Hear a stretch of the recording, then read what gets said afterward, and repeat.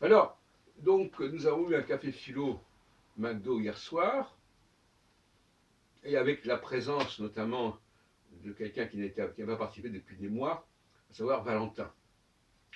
Et donc, nous sommes engagés dans des discussions quelque peu liées à la religion et au rapport entre judaïsme et christianisme notamment, mais aussi la question toutes sortes de clivages qui peuvent exister.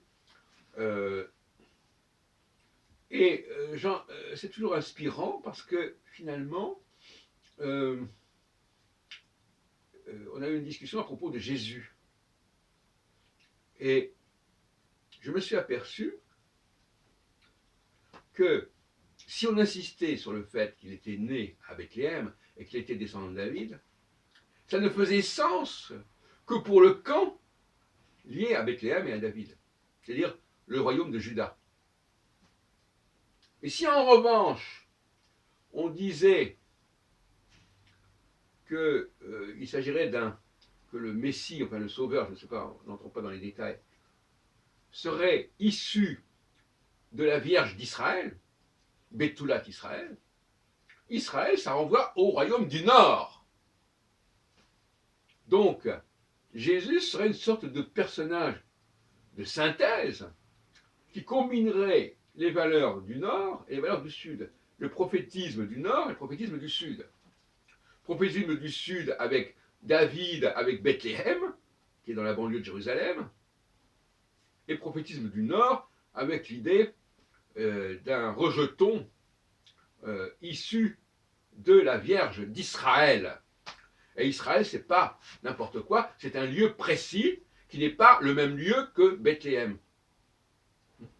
Alors, je rappelle un peu qu'à la mort de Salomon, n'est-ce pas, il y a eu un schisme avec 10 tribus qui sont allées qui ont constitué le royaume du Nord, le royaume d'Éphraïm, le royaume d'Israël, le royaume de Jacob même, puisque d'ailleurs c'est pas par hasard que Jacob change de nom en Israël, ça c'est on a tripoté le texte du Pentateuque. Et d'autre part, la descendance légitime de la monarchie contre laquelle il y a eu sécession, n'est-ce pas, et qui est liée à David, à Bethléem. Et donc ces deux lectures s'opposent quelque part et s'affrontent. Mais à un moment donné, comme dans bien des cas dans la Bible, il y a une sorte de syncrétisme, une sorte de compromis, et on va mélanger les deux scénarios. Et Jésus nous apparaît comme étant la résultante de ces deux scénarios. Parce qu'il est de Galilée, et la Galilée, c'est le royaume du Nord. Mais de l'autre côté, il est censé être né à Bethléem parce que au moment où son père devait se faire recenser à Bethléem, eh bien il est né.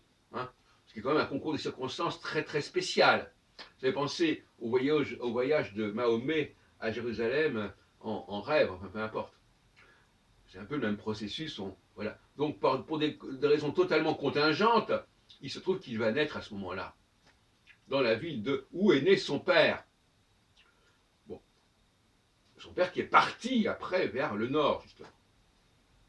Donc finalement, le grand problème de Jésus, c'est qu'il est le résultat de plusieurs scénarios qui, quelque part, sont incompatibles et qu'on a voulu mixer.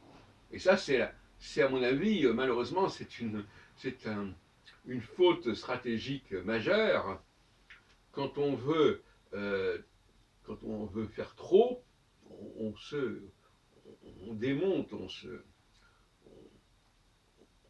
on est perdu, si vous voulez. Je l'ai montré pour Nostradamus aussi. Hein. Nostradamus est aussi marqué par le syncrétisme entre les gens de la Ligue et puis les partisans de Henri de Navarre, etc. Il y a toujours ces deux camps qui s'affrontent, aussi bien à l'époque de Nostradamus et des périodes de la fin du XVIe siècle qu'à la période à la mort de Salomon, entre les deux royaumes. Et il faut être capable de disséquer cela. C'est pour ça que l'historien doit tenir compte, au niveau des textes notamment, du syncrétisme qui peut jouer et des contrefaçons qui sont souvent mal inspirés. Et c'est ce qui se passe. L'historien doit montrer que telle tentative est marquée par une confusion ou un mélange. Par exemple, dans le cas d'Nostradamus, l'iconographie qui sert à illustrer les éditions des années 1555, 1560, voilà, eh bien, c'est une iconographie qui est empruntée en réalité aux fausses éditions piratées de l'époque de Nostradamus, aux faux almanachs, aux fausses pronostications. Alors quand on mélange le vrai et le faux, ben, ça donne un résultat bâtard. Voilà. Et c'est facile pour l'historien critique de le mettre en évidence.